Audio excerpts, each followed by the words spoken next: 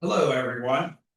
Welcome. And today we're going to talk about what design build is, what design build really is, and how we use it here at Winthorpe, and how others uh, tend to say that they're design build, but we're going to find out most really are not.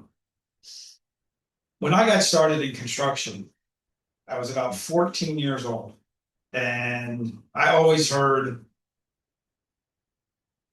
I started on the construction side with my uncle, and he would always complain about the architect, the interior designer, and usually the engineer, and would say, why would they design it like this? Why would they do this? We'd see the clients come out, and I was kind of like his sort of his first helper. So I kind of followed him around and did the things that he needed to do and did a lot of cleanup because I didn't really have obviously much knowledge of construction. But he would say, Scott, I want you here and I want you to take notes as I'm talking to the architect, to the engineer, and to the interior designer, and then also the client. And as I'm writing down these notes, I saw one thing over and over again, which was my uncle would blame the architect or the designer or the engineer.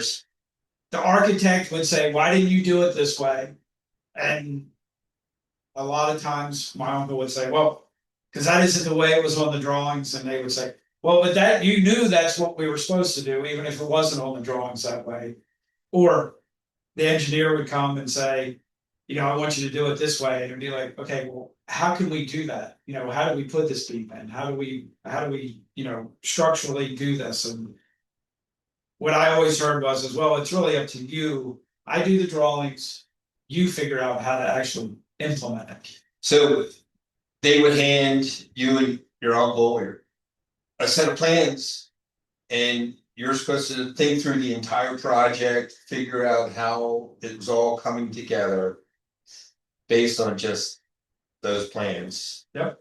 Maybe, you know, familiarizing yourself with that project, but taking that time where you really truly couldn't have gotten an idea of how it all came together and what the architect truly wanted to focus on, or the client. And what I saw over and over again early on in my career, obviously, was the client would come out and walk through the house, and we would take down those things they wanted to change or do or whatever.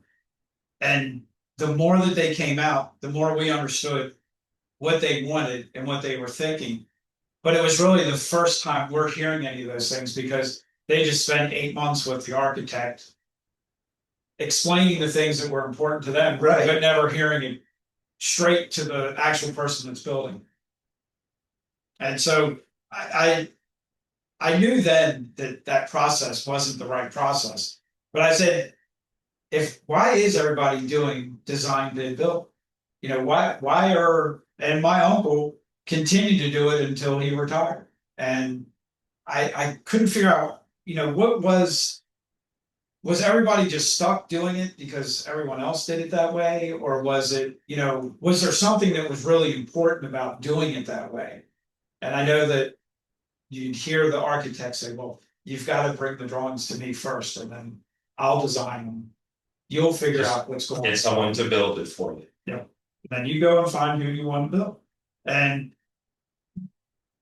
that repeated itself over and over again until when we started Winthorpe. Well, in fact, we continued that process on for another 8 years doing design bid build, where we worked with architects and saw the same problems over and over again.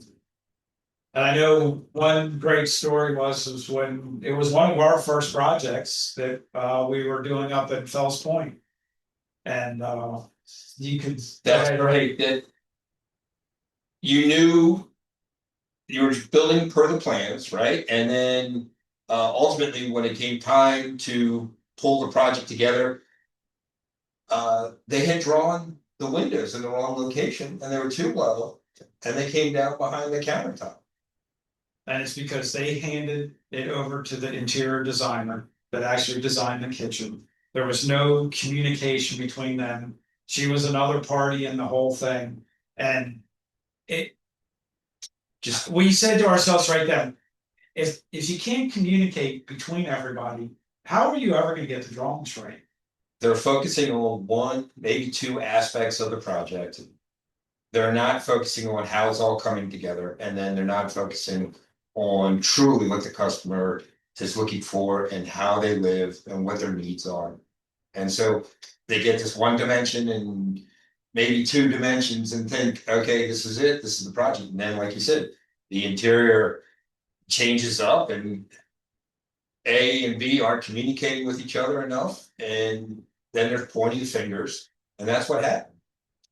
And I know the one job that really, I'll say, brought it to light, and we knew that we had to do something different, was the Sydney Bath project. And that project, she was from out of state, and they were moving into the Chevy Chase area. So it was actually brought to us by an architect that we did a lot of work with.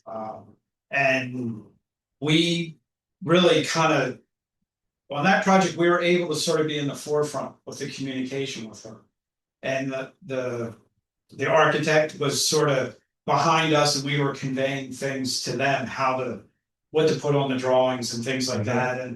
And we started to see right then how much better it was, because as we were getting the information on what they wanted to do to the house in the first stage, we were telling the architect how to draw, what needed to be on the drawings, what was important detail wise, because we knew when we handed it to our guys in the field, we knew what they needed to see so that the project could go smoothly and mistakes aren't made. Everybody was already on board, knew what they were looking for. Yep. That's key. And it all started with us hearing what the client wanted, rather than the architect hearing what they wanted and saying, yes, we can do that, and yes, we can do that. And then they come to us and it's like, okay, well, how can we do that? How is that able? Well, I don't know. I mean, and then, then it's going back to the client and saying, well, we can't really do this, but we could do that, rather than saying right up front, it's not possible. With this existing house, there's just no way, because this beam is being held here and this is being held there. You can't just make this one big opening, but we can make it into two openings. But as soon as you say it can be done, the client hears that, they're envisioning what they're thinking is going to happen, and then you're starting to pare back what actually can happen, because now you're taking into account what's in the structure, what can be done. So again, it was being designed by someone who is dealing with these things in real life every day, pricing projects every day, know what real-time costs are. And so again, the design build, that's truly one. And that's a great point, because they didn't even really get into the preliminary pricing. We took that up, and so we set the expectations on the investment level. But in the past, typically the architect or designer sets those expectations, and they're just usually low numbers, or just 99% of the time just inaccurate numbers, and working through the complete design of the project. And then how many times have we seen where the projects can't be built because they're of unrealistic numbers that they're providing? And really, it was the phase 2 of that project. Phase 1 we got through. It was pretty straightforward. It was inside the existing house, so less things needed to be done, because you're not really, bringing anything out and needing as much structural things to have happen. Just pull and replace. But in phase 2, we were bumping out the back of the house. We were adding on a kitchen, a family room, and a screened-in porch. And that's really where we realized quickly, and that wasn't even a completely design bid build, because we were already going to do that project, but they sat down with the architect and went through what they wanted. The architect drew up the drawings, and then we went ahead and put the bid together. And that's when it's like, okay, well, you're above our investment level. And I said to the city, well, where did you get an investment level from? This is the first time I'm seeing these drawings. And they said, well, the architect said it should be around X amount. And we were substantially higher than that. And so we sat down with the architect, we had a meeting with her and the architect. And said, well, how did you come up with these numbers? And they used a square foot number. And I said, okay, but you're on the back of the house, you got a basement, what are you doing there? And Right. and none of those The things were additional work taken, that's involved Yeah. in building out that addition. and nothing was taken into account. And then a lot of the wants that she wanted, the fireplace and things like that, that needed to be pushed to the back of the house, there was no way to do it on the driveway side. So unfortunately, those drawings were drawn, ready for permanent, and then we had to redraw them. And we saw the anger firsthand through the client's eyes, because a lot of times we weren't able to sit at the table. We were presenting the bid, and then the drawings were redrawn, and then the drawings came back to us and we present another bid. Now we were actually sitting at the table, seeing all the parts and pieces of the puzzle sort of come together, and saw the client's frustration, saw our frustration. Because one of the things is scheduling is one of the hardest things to do in construction. And someone wants you to start that job, end of the summer, a lot of things happen. Kids are going to school, kids are out of school, Right. Benchmarks, parents are coming in, you have holidays, things like that. And so everybody's scheduling towards this, and then the next thing you know, oh, we're gonna redraw all these drawings. And at that point, it's like, okay, so now what do we do? And now we're bumping our schedule. And that was really where I know that both of us, we left that meeting and said, we've got to do it differently. And why don't we put it all under one roof? Why don't we just say, we're gonna do this? We were already designing things up until that point. So it wasn't like we were just all of a sudden saying, we're gonna design this, but designing it from start to finish. And I know that there was, it's a big step. Taking all the responsibility in-house here. But you said, let's do it. The benefits are gonna outweigh, and we're gonna make sure that we're doing the project the right way and our clients are getting the right project. And one of the things that we saw in the very first project that we did, that was 100% in-house architectural, interior design, engineering, we took everything through permitting, was not only do we see happier clients, and we could talk about that forever. Why is it so much better? Why are they able to, get the project that they're envisioning in their mind from day one actually have happen? It's because it's the same person designing, same person constructing. Communication. Yeah. But ultimately, I'll say the key part of it that we found is that it really helped our business. It helped us to be able to schedule. We knew exactly what was coming up. It wasn't like all of a sudden 3 architects sent us plans because now they're finished the plans and they need to they need pricing on that. And every other contractor worked the same way. It was almost like a feast or famine type thing, where now we're really controlling. We know we're working on this many drawings, which you always have in the queue, and then we know what's coming out of permitting, and we know how to schedule things, which ultimately really makes the client happier because they're part of the whole process. They're communicating. The architect or designer saying, well, I'm waiting on this piece of the puzzle from the engineer. I'm waiting for this other piece of the puzzle from the designer. Things that are out of their control, Right. And they're just hoping that things are gonna line up, whereas we're controlling it. I don't know when the permitting is gonna start. And then, let's just say we win that bid, or any other contractor. Well, if we're in the middle of a project, because here we only do really 3 projects at once. So if we just started 2 projects and we were selected for a project, we could tell them we're 3-4 months out. Ultimately, when we start working with someone, we let them know where we are, Right. and they sort of dictate where they want to get to. Okay, you know what? I understand that, you're probably not starting this for 6 months. Let's spend a little bit more time designing this portion of it. Or, no, this is pretty straightforward. I know that you have an opening coming up in a month. I need this Yeah. space. Let's just We get can this do part this. done. And I think it all, it's interesting. That was the job that really clicked with us, that made us go over. But we always get the question from people that call in, well, why doesn't everyone do it this way? And it's interesting that everyone doesn't do it this way, but they're all trying to say that they do it this way. Yeah. So it is the right way to do it. It's just, we know that it's a lot harder to really have all the Actually, yes. responsibility. Be the full responsible party.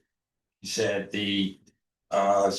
some will start selling you on a project and then say, okay, now go to our architect that we work with, right? Or find an architect, Yeah. which was what we were just told last week.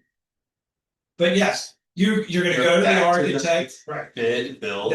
Yep, it's a different way of marketing. It's a way of saying, yes, we looked up the other day.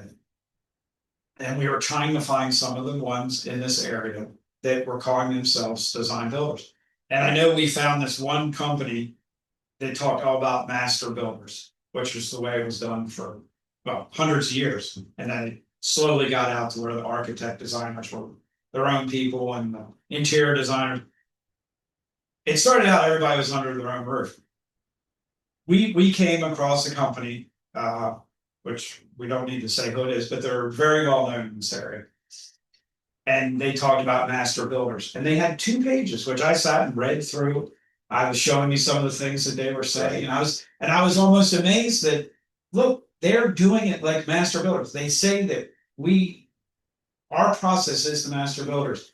Then you go to their process page, and the very first thing is go find an architect, and we'll be in contact with that architect to tell them, different things, but then bring those finished drawings back to us. And I said, how do you go through all that describing that you're a master builder, you're design build in the name, and then ultimately you're sending it out to a third party that you have no control over? It's just, it's amazing. And shocking, but I had a client the other day that we're working with, and he said, why doesn't the architect just start doing design build? They've got the first part, they have the people coming in, why don't they actually do that? And what I explained to him is that, design build is definitely the best process. Design bid build it was something that was formulated because they separated the pieces of the puzzle to the third party. So you're doing that, and ultimately at the end of the day, most architects and designers, they're not really taught any part of the construction. They're just not. They're taught about a lot of different things about design, about freehand drawing. They spend, they have numerous classes on all these different things over the, either 2 or 4 year class, depending on what degree they've gotten.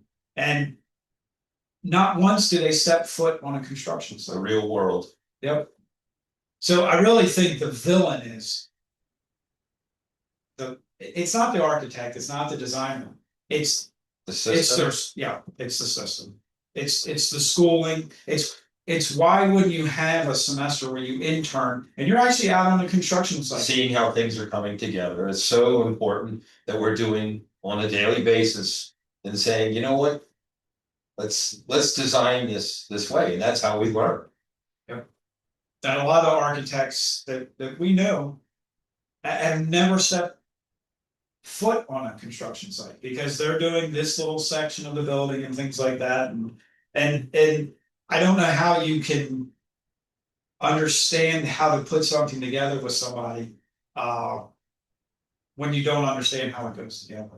And I think, the process is really what hurt everything. And now a lot of people are paying the price because there's very few true design builders out there. And it's hard to find somebody that really does design build. And I know a lot of people, we had someone that switched over to us on a project that we just recently finished that went to the well, started off with the architect. I know they called us first. They were talked into it by a friend to go to the architect, get the drawings done. They realized quickly that the architect was drawing what the architect wanted to draw. And this was for an ADU in the backyard. And they came back to us. We reworked the drawings. We made it so that it actually could be buildable. And go ahead and tell us something. Yeah, included features that worked in the real world, and we eliminated problems that were inherent in the design, like cabinet layouts, window layouts, structures for the roof. How is it going to be built? Obviously, they didn't put a lot of effort in figuring out how it was all coming together. And then that was our job. And that goes back to, again, just handing somebody a set of prints and plans.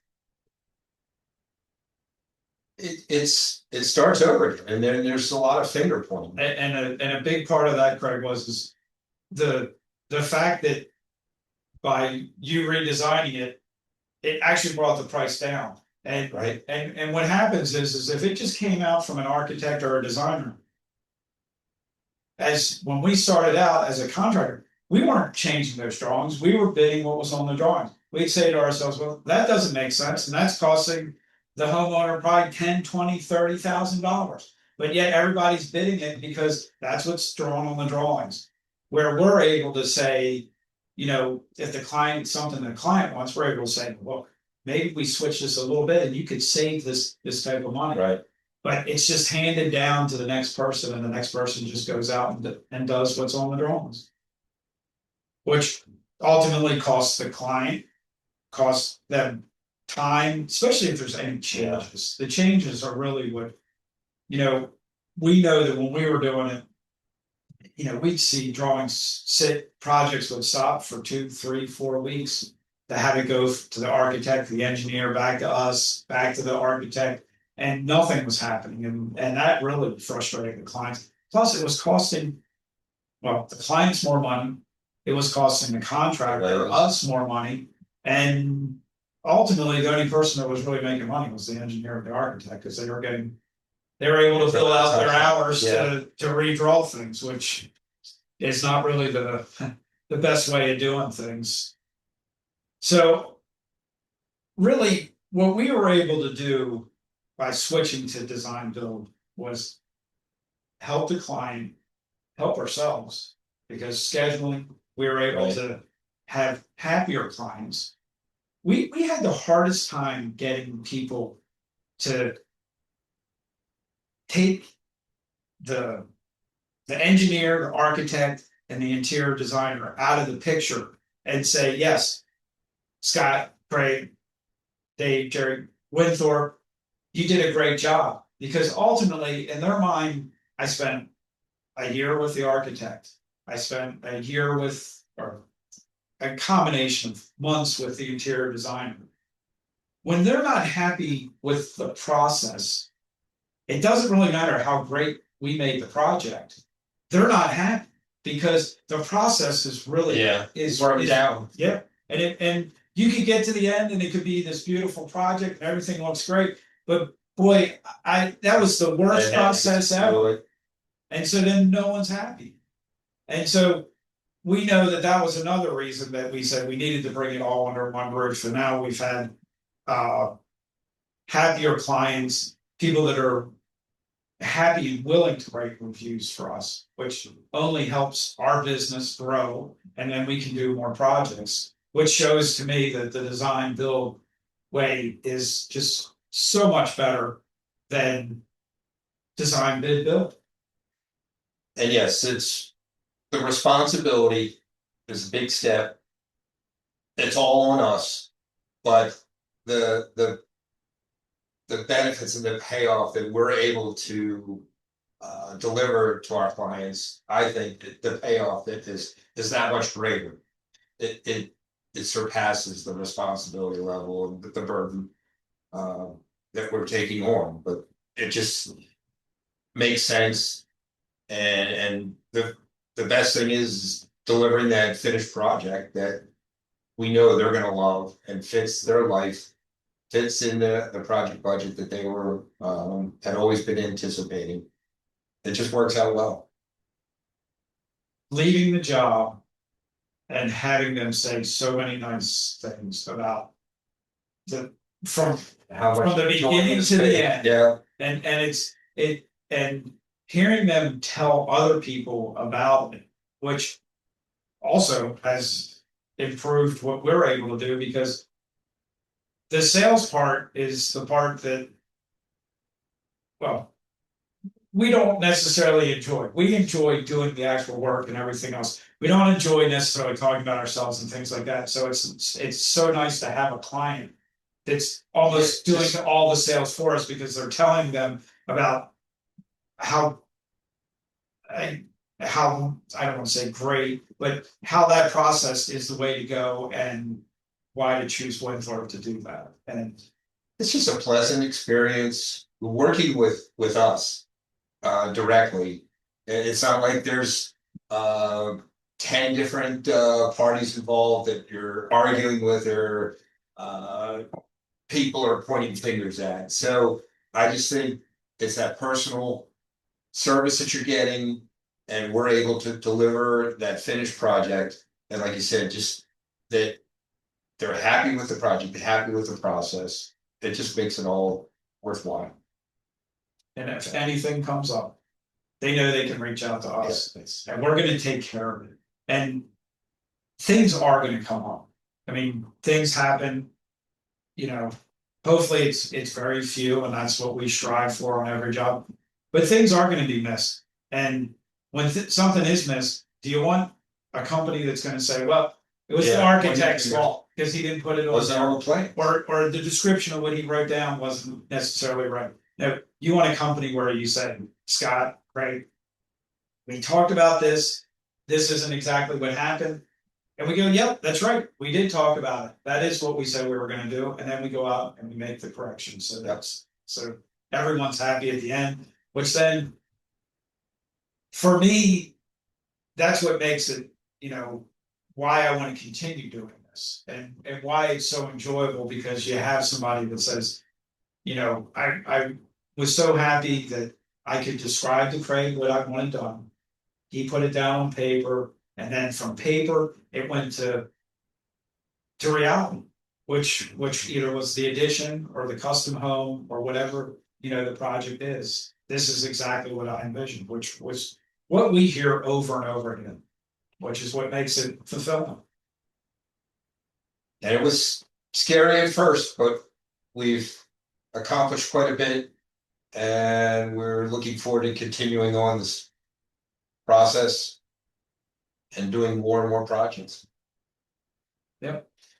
So if you think that this is the process that the design build process is right for you, which I can tell you, from what we've seen over 30 some years of doing this, it is the right approach. I would certainly reach out to us, and we can explain how it would work with your project. Thanks for watching, and we'll catch you on the next one. Thanks a lot. Have a good day.